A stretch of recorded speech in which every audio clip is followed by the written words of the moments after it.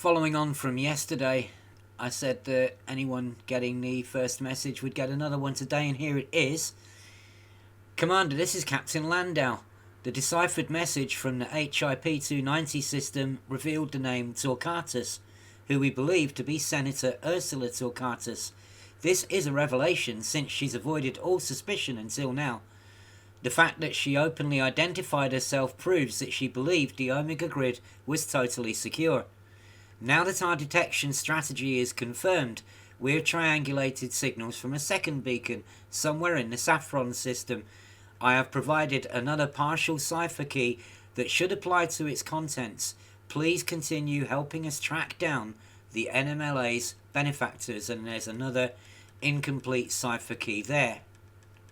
So, yeah, I speculated yesterday, perhaps over reading into it a little bit, which shows you about trying to deal with something in a current sense while it's still an active issue, that, you know, there is this tendency to overread into things, and I wondered if perhaps Torquatus was some kind of code name for it actually to apply to a senator in the Empire using their real name on this dark network.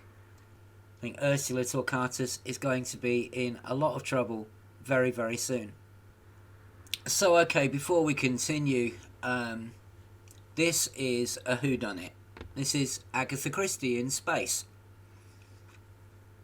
And in a whodunit, a traditional whodunit murder mystery, you're always introduced to every character at the beginning, and then you go trawling through all the red herrings and distractions and try and figure out who done it. But what you don't do is introduce characters that nobody's ever heard of at the last minute, who suddenly have something to do with it, which nobody could possibly guess. That's considered very, very bad form in storytelling. And so this Senator Ursula Torquatus, I've never heard of her. I've been looking around in the Galnet articles and I've not heard of her. So I hope she's not going to be a major player, because that would be bad form. I'm hoping that FDev are aware of this and she's simply a name that's going to lead us to somewhere else. But we're going to find that out now, because we're going to go to the Saffron system and pick up this second message for us to decode. I'm here in the Saffron system and I've just scanned the navigation beacon, but actually you don't have to, because this is what we're looking for, the unidentified beacon. And as usual, it has the exploration tag showing that it's a story related link. So if you're ever not sure, always look for that, the exploration tag, and then there's a good chance that that is the one that is connected to the story. So we're going to head for this unidentified beacon, where presumably we're going to pick up the second message.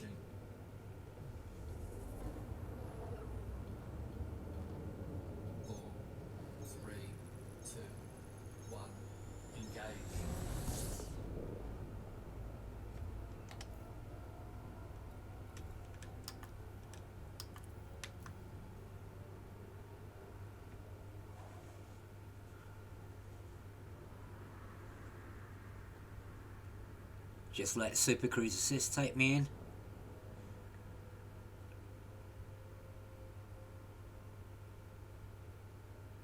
Just using the Viper today because I'm just jumping around inside the bubble basically, and I'm not going to massive distances.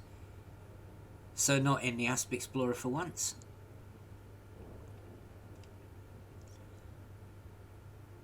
Using the Viper at the moment for Odyssey ground missions. Quite nice for getting quickly in and out of bases that you want to restore and stuff. So yeah, having quite a bit of fun in the Viper again.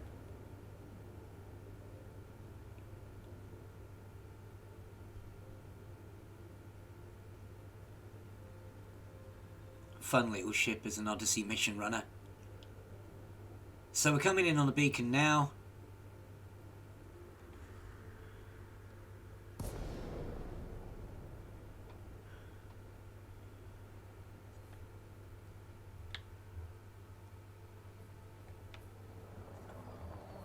The beacon is orbiting this Earth-like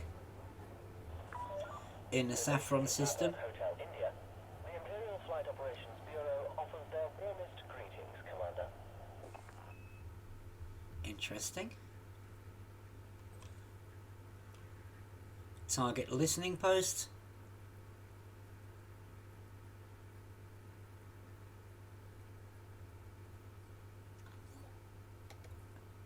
And there it is, Omega Grid 2.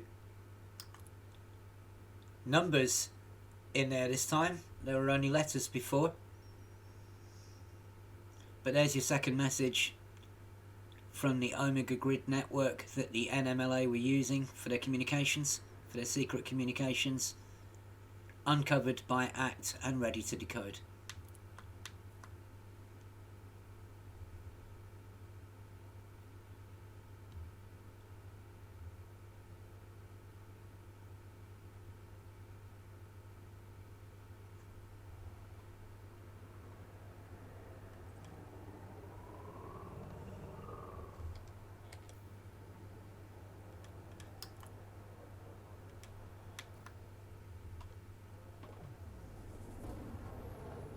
And there's a starport here as well, Cresswell Station, if you want to stop and refuel before going wherever you're going.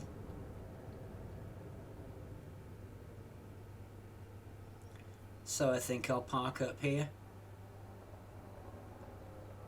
And then we'll take a look at how the message was decoded. And what it has to say. Set course for landing pad forward 4.